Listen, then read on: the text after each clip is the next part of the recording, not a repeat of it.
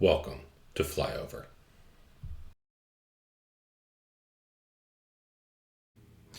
Please welcome Dr. Peter Sjöstedt-Hughes. My father's English, though. So my mother's Swedish, father's English, born in Sweden, but I came here to Britain as a baby. But then I lived a few years in Sweden again. Kind of complicated here, but I'm a bit Swinglish, basically, Swedish English. English. Yeah. So I've been to England, but not where you are. I know a friend of mine who lives there he's gotten into sailing, and I think his boat that he's working on is now moored at Exmouth, right? And Exmouth, you're yeah. at Exeter. Well, I work in Exeter, but I actually live in the far west, southwest of Britain, Cornwall, Land's End, Penzance area. So it's a 2.5 hour drive to Exeter that I do twice a week. But it's yeah, I'm in the far west, as it were, of England, which is an amazing place, like an island, really, just surrounded by coast, obviously. And we've got a lot of sailing, surfing going on here, a lot of mining, a lot of prehistoric, Neolithic, Mesolithic kind of structures around, stone circles, quoits and whatever. It's quite a magical place. But the interesting about Cornwall is it's a lot of people question whether it's actually part of England or whether it's a separate country like Wales, Scotland, because it is a Celtic land and it had its own language and laws, and so it's kind of a touchy subject with some. So I always say now I live in Britain rather than England because you don't want to, you can offend people otherwise. Some people. I had a guy I was with when I was young, early 20s. I was in the Navy, and there was a guy Yeah. in the Navy who I don't remember how he ended up in the United States in the U.S. Navy, but he was half Irish and half Cornish, Mm. and most of us were didn't know what he was talking about when he said he was half Cornish, All right. but he was ardent. Yeah. Yeah, No. the Cornwall was its own country and should Yeah. separate. Very interesting history. Like I say, it was never actually officially joined to England. In the old maps, it is a separate country, but kind of slowly went that way. But it related to the Reformation when they translated the Common Book of Prayer into English. They didn't do one into Cornish, and then there was a rebellion about that. But eventually, we became assimilated into England. It's also interestingly like a lot of African pirates came to Cornwall and enslaved a lot of the natives here. Interestingly, the Barbary pirates, and yeah, like I say, the first actual documented writing on Britain is about Cornwall, about Michael's Mount, which actually I've got a t-shirt of it, which lies 7 miles from here, is where they traded copper and tin for bronze, the Bronze Age. So we've got a nice, very interesting history here. And of course, all the tin mines here, which kind of closed down recently. It was renowned for that. But now it's a kind of tourist destination, but it used to be an industrial hub. Yeah, I have to say, Cornwall, even after Wicks, the guy I knew in the Navy, I didn't really know much about it for a long time, and then probably I think about a decade or so ago, like on like travel shows, it started popping up more and more. You know? And You then know, the you, Poldark TV show, maybe you saw. I did. That's where I live actually. I live in that village. Oh, Uh, nice. where it was filmed. Yeah, Are those families still fighting? yeah. Yeah, probably Probably. Yeah. Bankers behind the scene. war leggings and all that. Yeah, yeah, yeah, no doubt. So when you were growing up a little bit between two worlds, Mm, I often find that most human beings, children, are very good, it seems, at putting themselves as an individual that grows up between two worlds. It's amazing when you talk to people, like long enough, you'll figure out what two worlds they grew up between. I grew up in like poor Rust Belt, where all the factories had shut down, all right. Midwest of America, but I had a dad from Brooklyn and Long Island, New York. So it was weird. Yeah, All but right. we all tend to do that. But you grew up between, England and Cornwall and Sweden. And then Yeah. what in that process started leading you towards philosophy?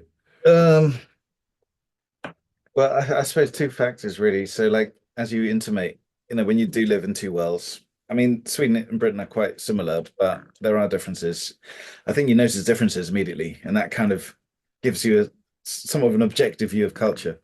I think obviously a lot of philosophies kind of, it goes in that direction in terms of, looking at, you know, trying to look at your culture in its time, contextualizing like Nietzsche did, or as critical theory does, and so on, looking at the assumptions that each culture might make and how that changes through time and so on. And yeah, I think a general objectivity to human activity is fostered by a double world upbringing as well.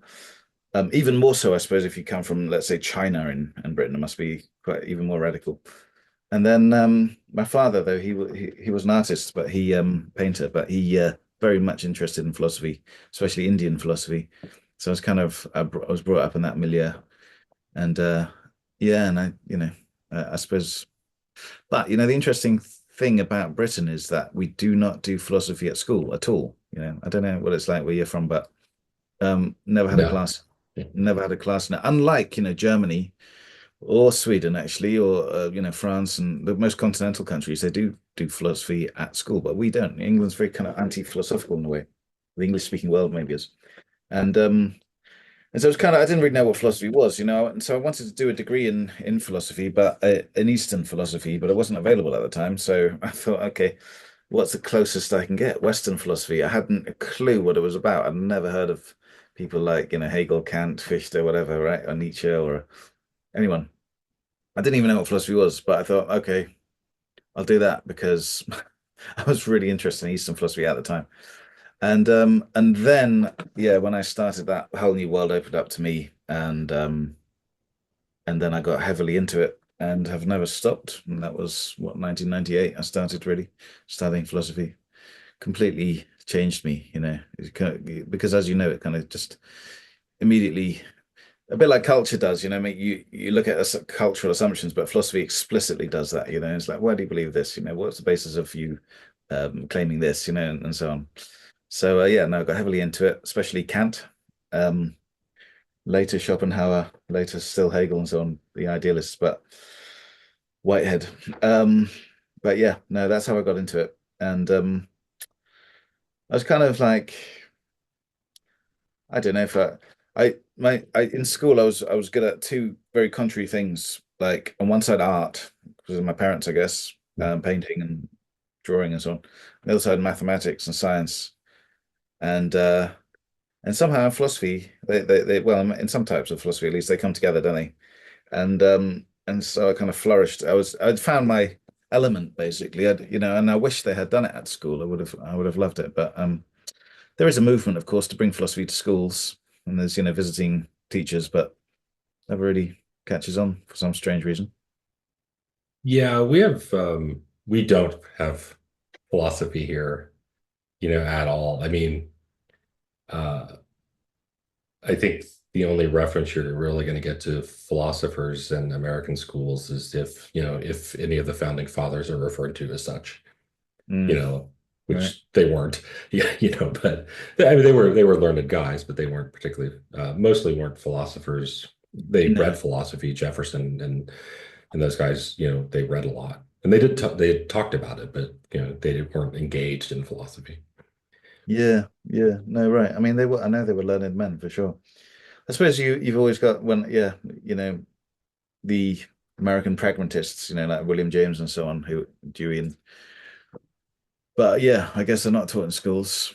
Um, Maybe Henry James, his brother, is in literature, and people get a sort of scent of his brother. But Not as much as you like. I no, was like every once in a while I'll tell people I was like it must have been just one hell of an upbringing in that household because you've got like the man who's considered, I mean, he's a philosopher, but he's considered the father of American psychology, basically.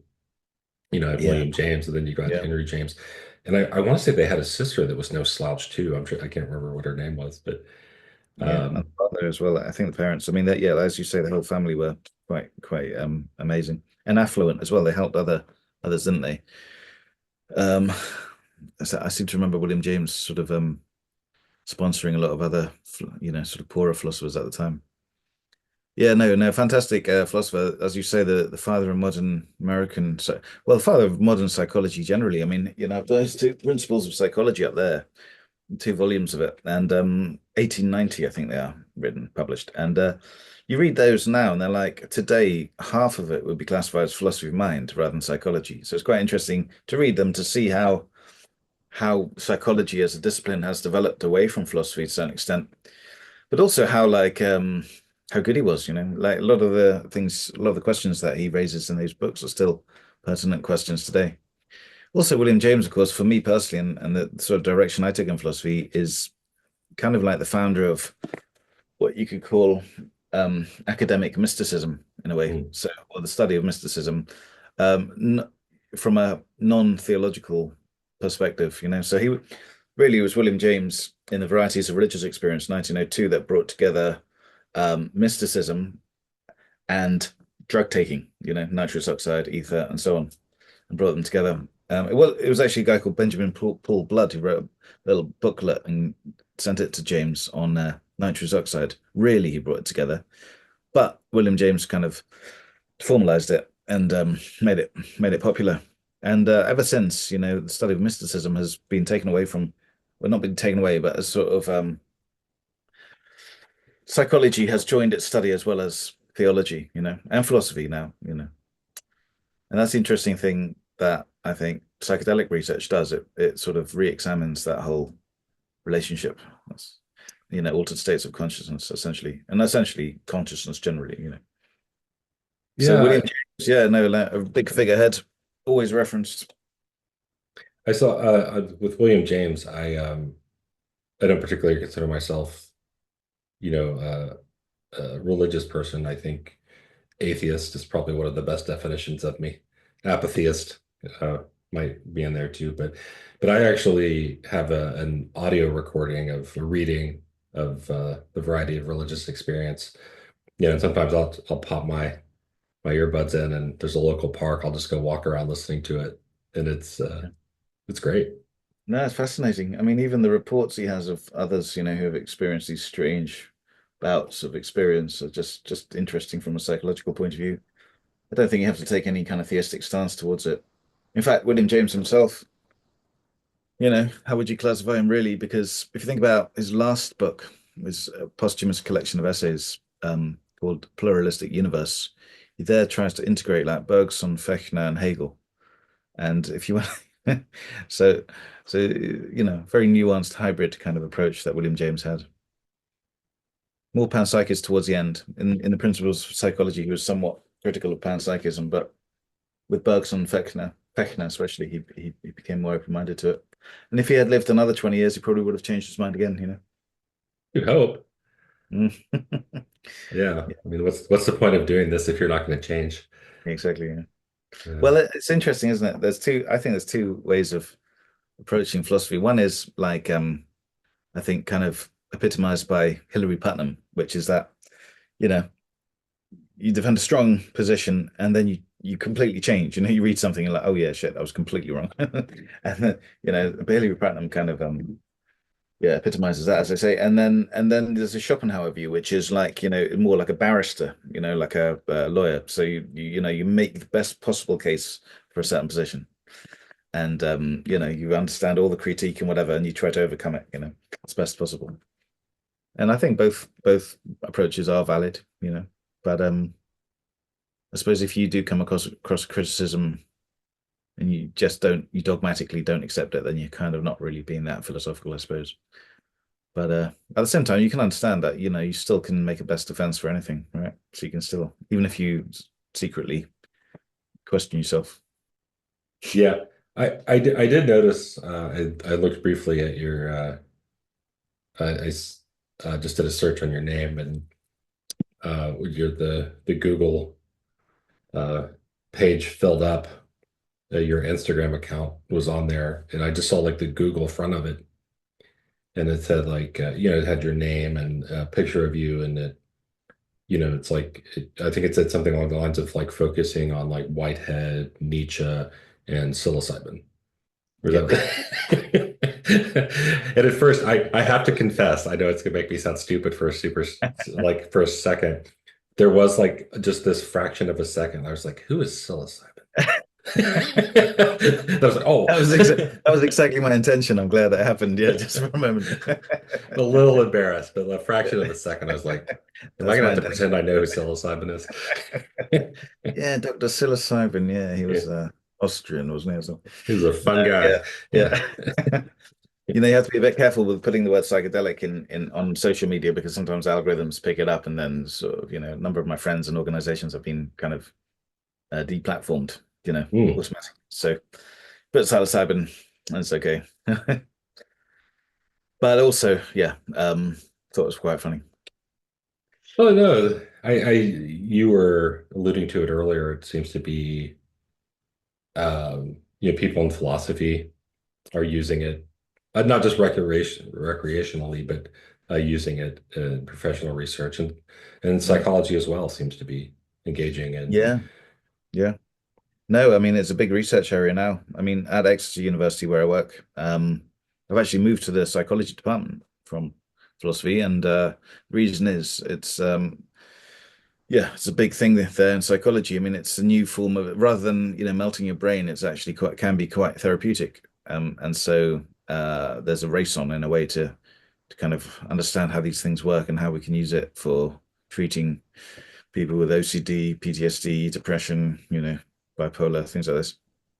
And not just as sick, I should say. I mean, that's been the main focus for the last 10 years, but it's now a movement towards using it more like a nootropic. So for increasing creativity, maybe innovation, new ways of thinking.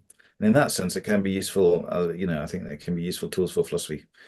They've certainly been useful tools for certain scientists, over time. Best example, contemporary example is Bruce Damer, who's created this Center for Minds. And Bruce Damer is a NASA scientist, and from a psychedelic experience, he came up with this new theory of how life originated on Earth, which became very popular and had a number of effects on the Mars mission and so on. So just one of many examples of how psychedelics can aid creativity. They can also be dangerous, though, of course.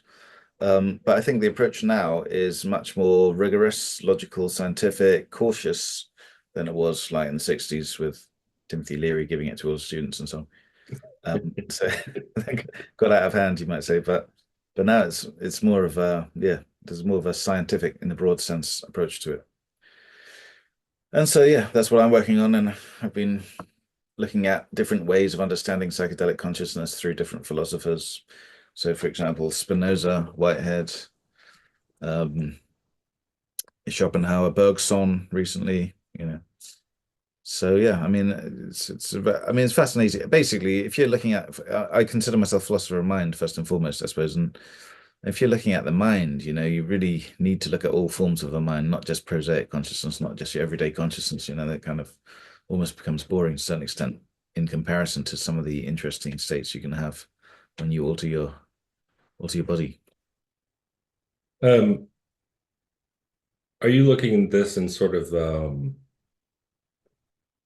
like a freeway, like just like a personal journey, like sort of approach, or sort of a structured approach, like sort of like with like a counselor almost? Um, Bit of both, really, I suppose. So, I mean, I do approach.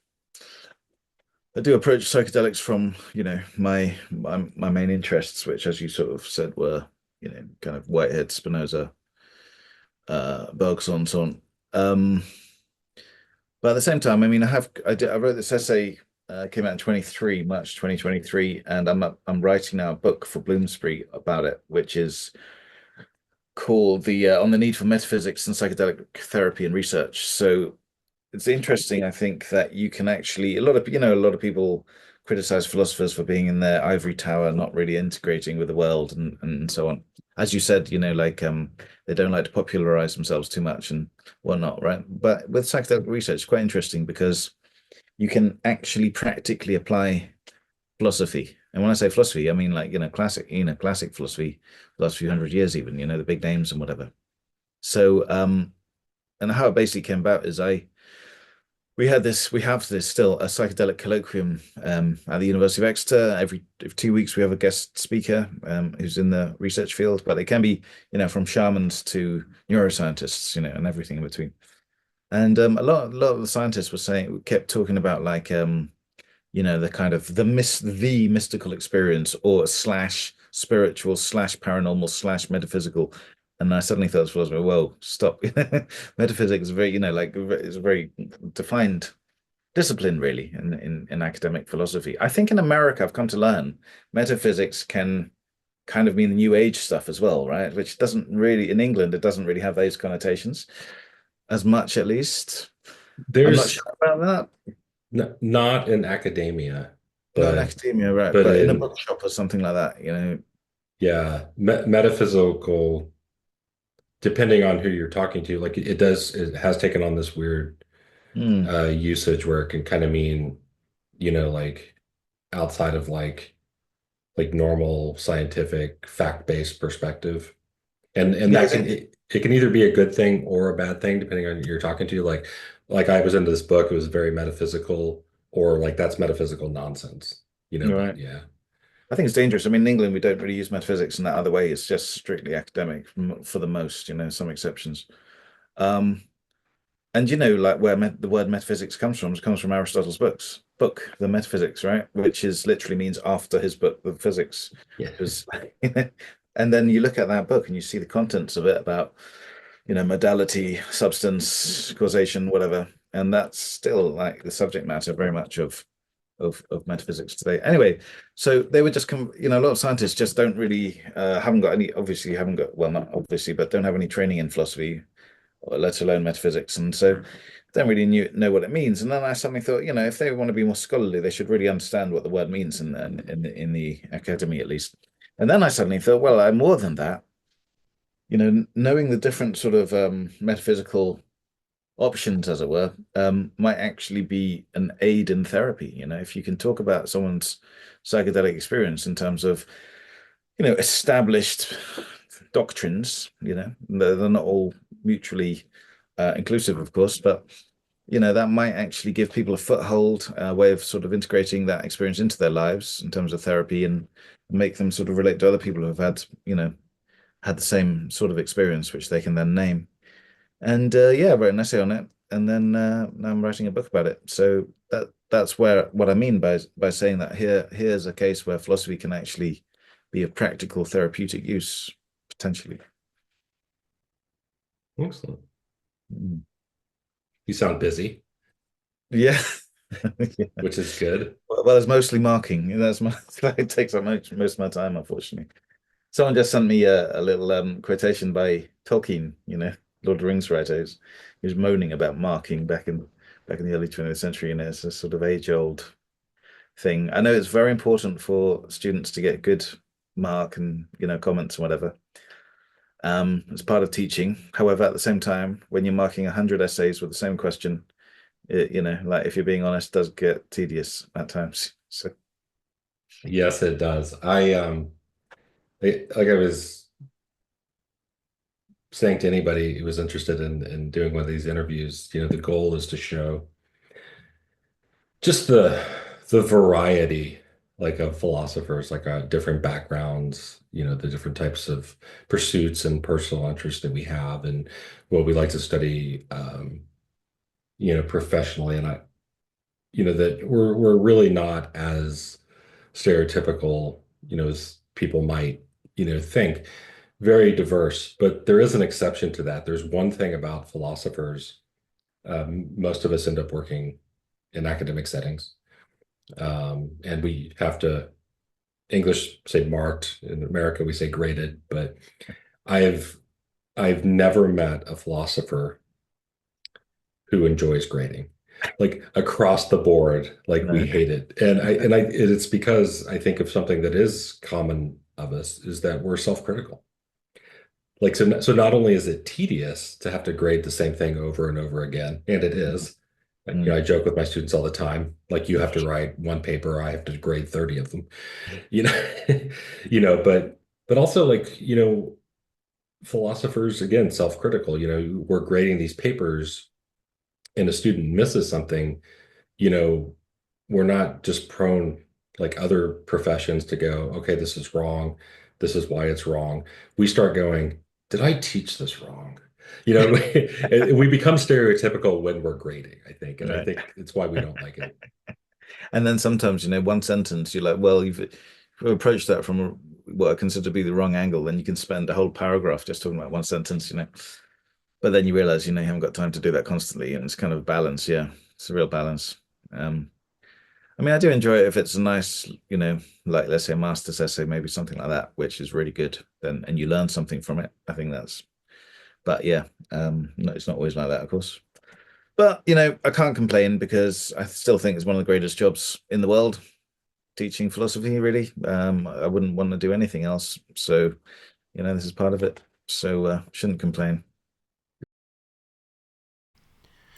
Please check out some links to Peter's work in the description below.